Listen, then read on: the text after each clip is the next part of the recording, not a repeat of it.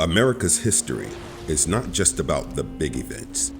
It's also about the people who shaped them. Some will tell you that America was built by slaves. But did you know that it had the descendants of enslaved people fight its wars? Take the Vietnam War, for instance. It's an essential chapter in America's history. Yet its impact on Black America is often ignored and understated. The black man fights and dies in Vietnam. He questions whether the real war is in Vietnam or America, in Saigon or Harlem. After the abolition of slavery and the axing of the anti-Black laws like Jim Crow laws, America was still grappling with deep-rooted racial tensions. Now, throw in a brewing conflict in Vietnam, a war that had nothing to do with American citizens, fought on foreign soil with a significant toll on African American lives. You heard it right. The war that saw 7,243 Black soldiers pay the ultimate price wasn't just about communism versus democracy. It was also about race, identity, and the struggle for equality. In Southeast Asia, between 1966 and 1969, blacks accounted for more than 10% of military personnel. Dr. Martin Luther King famously called it a white man's war, but a black man's fight. And the numbers don't lie.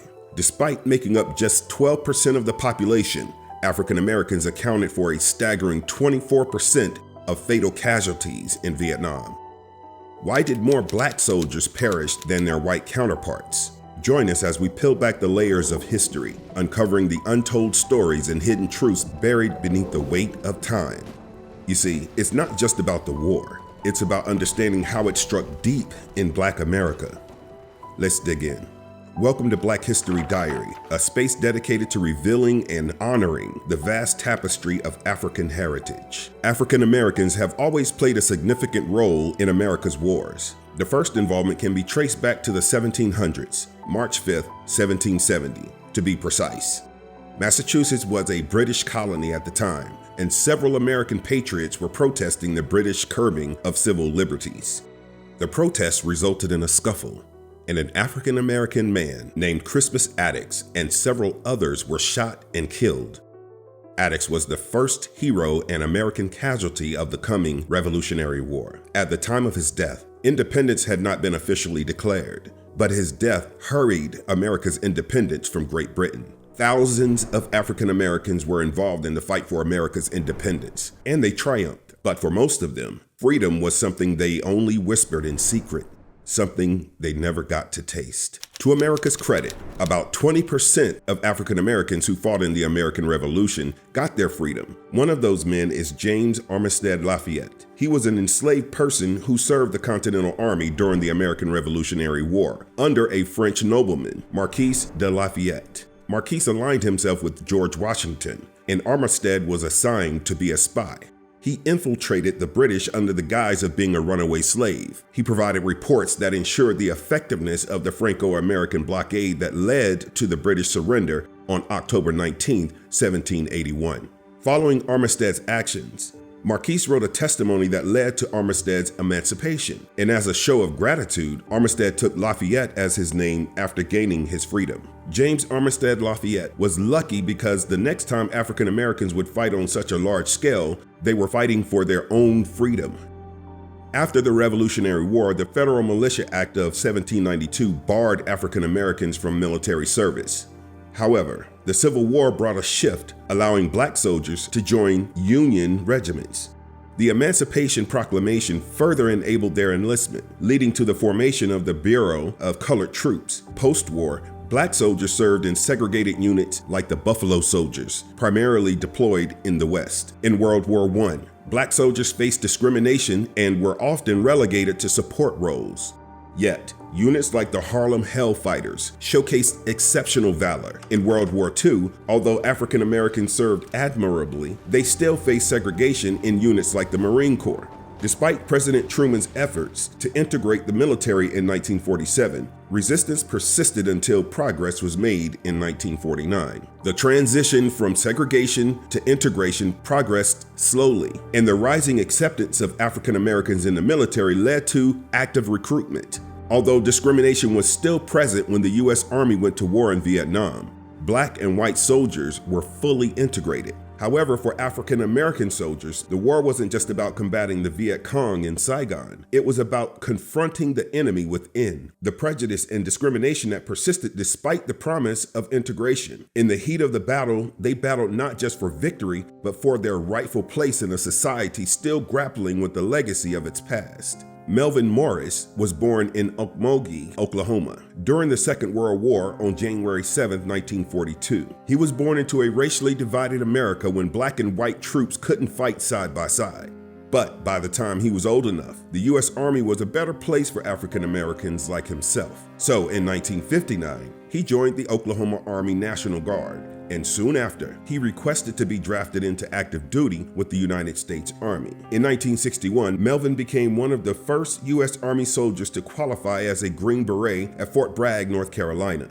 He volunteered twice for tours in South Vietnam, and in 1969, he displayed valorous action, almost losing his life while trying to save his entire battalion. On September 17, 1969, Staff Sergeant Melvin Morris was commanding a strike force drawn from Company D, 5th Special Forces Group Airborne, 1st Special Forces near Chilang, when he and his company encountered an extensive enemy minefield and, at the same time, fell under attack from the enemy. While the chaos was ongoing, Staff Sergeant Morris learned by radio that a fellow team commander had been killed near an enemy bunker. Upon hearing the news, he immediately reorganized his men for an advance to retrieve the body of the fallen sergeant. Staff Sergeant Morris's advance team was a three-man element, and the enemy focused their fire directly on them upon noticing their movement. Both men accompanying Staff Sergeant Morris were wounded in the ensuing barrage of bullets, and he assisted them back to his force's lines. Then, with his men laying down suppressive fire, he charged towards the enemy, despite having several machine gun emplacements directing strafing salvos at him. Staff Sergeant Morris single-handedly destroyed the machine gun emplacements with hand grenades and continued his charge. He destroyed 4 bunkers all by himself, reached his fallen comrade, retrieved the body while fighting off the enemy, and made his way back to his force's lines. As he struggled back to his lines, he was shot 3 times, but didn't stop until he got to safety. Staff Sergeant Morris's actions deserved a Medal of Honor, but he wasn't awarded until decades after the war. In 1970, he was awarded the Distinguished Service Cross, after which he returned to Vietnam for his second tour. It wasn't until 2014 that Melvin Morris's actions were duly recognized, and he received the Medal of Honor and many other awards. Melvin Morris is one of many black men who shed their blood and laid down their lives for their country, only to have their actions go unrecognized or have their recognition and awards delayed. Since 1836, over 3,500 people have received the Medal of Honor, the United States government's highest and most prestigious military decoration. Only a select few are considered for this award, and they must have shown gallantry at the risk of life above and beyond the call of duty. Only 92 African Americans have received this award, a very small number considering the significant roles that African Americans have played in America's wars. Racism and discrimination probably played a significant role in preventing due recognition of deeds of valor by African Americans that are worthy of the Medal of Honor. Melvin Morris was lucky to have received his own award, but other black soldiers like Jim Cornish and Dwight Johnson were shortchanged and tossed to the side, their names relatively forgotten in the sands of time. 2 short years before Staff Sergeant Morris's display of bravery, 19-year-old Jim Cornish was in a UH-ID Huey helicopter that went down in Vietnam. The pilot was trapped in the wreckage, but Cornish wasn't. With the helicopter down, the enemy laid heavy ground fire on the wreck.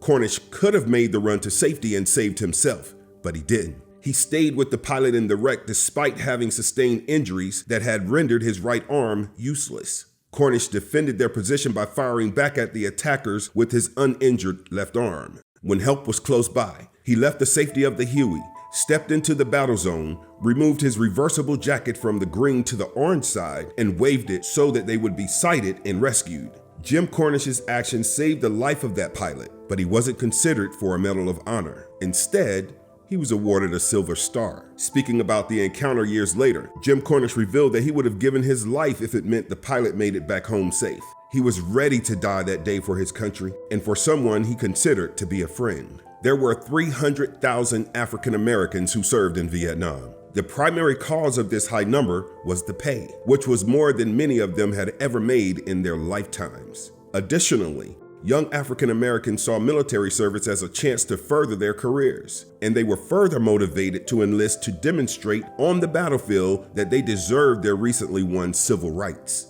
Over 7,000 African Americans died in the Vietnam War, a percentage higher than their white counterparts. The U.S. military claimed that it presented everyone with an equal playing field, but Black veterans tell a different story. Unlike all the wars before now, Vietnam was different, and that was because nobody won. The United States' effort to disrupt the spread of communism was a total failure. This meant that people back at home felt it was a war the United States shouldn't have gotten involved with in the first place. And how did it affect the veterans? They all became scapegoats for an embarrassing time for the US, but African Americans took the brunt of it. The Vietnam War led to a nationwide epidemic of post-traumatic stress disorder among all veterans. But you see, Black soldiers were affected the most because they were made to commit more atrocities, experiencing more trauma. 40% of Black veterans had PTSD, compared to 20% of the white veterans. This simply meant that Black soldiers were twice as likely to suffer from PTSD, not only from what they faced during the war, but also from what happened when they got back home. Yes, Vietnam was the first war when Black and white men fought side by side, but their experiences were quite different. Everyone depended on everyone in the field during battle, but back at base camp, there was a de facto segregation. Black troops had to spend their time off away from white troops in a section of the city that would become known as Soulsville. The Pentagon widened this divide by claiming that Black soldiers had more valor in combat, a claim that didn't make much sense since white soldiers had more recognition for valor. African American soldiers that fought in the Vietnam War were drafted into the infantry, the main land combat force for the military. They were always on the front lines, constantly engaging the enemy in close range combat and operating weapons and equipment to engage and destroy enemy ground forces. African Americans were intentionally sent into heavy combat situations because they were deemed unable to handle advanced military training in computer communications and other technologies. They were sent to do the grunt work, the dirty work white soldiers would not bother to soil their hands with. Black soldiers were primarily trained for combat because the Pentagon felt that there was an animalistic nature to combat, a nature that was discriminatorily assumed that only young Black soldiers could have. Due to this, African Americans suffered more casualties, but that's not all. They were jailed and disciplined at a higher rate and were promoted less often. Young Black men were assigned to be killers because someone high up thought of African Americans as cold-blooded killers. This designation did not only send most young Black men to their early graves, it made sure that white soldiers had the chance of living a better life after the war because they had acquired skills that made them competitive in a changing economy. When they returned home, they were denied support by the Veterans Affairs, presented with menial job opportunities, and struggled with getting accepted back into their communities. African Americans back at home believed that Black people shouldn't have fought in the Vietnam War at all. Inequality was still commonplace back in the US, and some of the South Vietnamese people they were fighting for lived better lives than most African Americans back home. Some of the Vietnamese hadn't even seen Black people before. White soldiers branded Confederate flags and told African Americans, "Go home, Black man, this is not your war." Despite this, the US Army kept conscripting African Americans. The great Muhammad Ali was convicted in Houston in 1967 for refusing induction into the U.S. Armed Forces. He saw the war in Vietnam as an exercise in genocide, where African Americans were sent to their deaths. He famously said, "Why should they ask me to put on a uniform and go 10,000 miles from home and drop bombs and bullets on brown people in Vietnam, while so-called Negro people in Louisville are treated like dogs?" Ali was sentenced to 5 years in federal prison and a $10,000 fine. For those who went, upon returning home, they weren't just abandoned and forgotten. They were systematically pushed out of the military. they were accosted by their fellow African Americans, who expelled them out of their communities because they had gone off to fight a white man's war. They weren't accepted by the U.S. Army either. Many African American veterans from the Vietnam War were turned away because the veterans from the other wars did not think they fought in a real war. When desperate veterans turned to the U.S. Department of Veterans Affairs for help, many were denied basic disability claims. White counterparts got their same kinds of needs fulfilled. But when blacks went to get their benefits, the counselors didn't have time for them. One example is Dwight H. Johnson. Dwight Hal Johnson was born May 7, 1947, and he grew up in the E.J. Jeffries Homes, a housing project in Detroit, Michigan. Dwight grew up never knowing his father, and he was raised alongside his younger brother by their mother. Dwight was drafted to serve in the Army during the Vietnam War. He was a member of the Company B, 1st Battalion, 69th Armor, 4th Infantry Division. In his company, Dwight Johnson earned himself the nickname Skip. During the Vietnam War, he was a tank driver attached to a reaction force tasked with moving to help other elements of his platoon, which had made contact with a battalion-sized North Vietnamese force. Upon reaching the point of contact, Johnson's tank threw a track, and he couldn't go any further. Realizing that he could do no more as a driver, he climbed out of the vehicle, armed only with a .45 caliber pistol. Despite intense enemy fire, Specialist Johnson killed several enemy soldiers before he ran out of bullets. He then returned to his tank through a heavy volume of anti-tank rocket, small arms, and automatic weapons fire, and got a submachine gun to continue his fight against the advancing enemy. Armed with this weapon, Specialist Johnson again braved deadly enemy fire to return to the center of the ambush site, where he courageously eliminated more North Vietnamese soldiers. Engaged in extremely close combat when the last of his ammunition was expended, he killed an enemy soldier with the stock end of his submachine gun. Now, without a weapon, Specialist Johnson ignored the enemy fire around him, climbed into his platoon sergeant's tank, extricated a wounded crew member, and carried him to an armored personnel carrier. He then returned to the same tank and assisted in firing the main gun until it jammed. In a magnificent display of courage, Specialist Johnson exited the tank again, armed only with a .45 caliber pistol. He engaged several North Vietnamese troops near the vehicle. Fighting his way through devastating fire and getting back to his immobilized tank, he remained fully exposed to the enemy, firing at them with the tank's externally mounted .50 caliber machine gun until the situation was brought under control. Specialist Johnson was no doubt a brave man. But after returning from Vietnam, he struggled with adjusting to his post-war role. But that wasn't all. Before he was awarded the Medal of Honor, he couldn't even get a job and was in serious debt because no one cared who he was or knew about his deeds of valor. However, after receiving the medal, Johnson returned to the Army to work as a recruiter and even made public appearances. But Johnson couldn't even deal with that. And that's because he was suffering from a disorder that wasn't diagnosed. Dwight began missing his appointments and speaking engagements, and it was then that he was given a medical evaluation where he was diagnosed with depression caused by post-Vietnam adjustment problems, now referred to as post-traumatic stress disorder. Despite the diagnosis, Dwight Johnson still struggled, eventually losing the fight on April 29, 1971, at the young age of 23. Just after 11:30 p.m., Dwight was shot just a mile away from his home. Reports say that he had tried to rob a store with a revolver, and the owner of the store fired back after he was shot in the arm by Dwight. The store owner fired 7 shots, and Dwight took 3 of those shots to the chest and 1 to the face.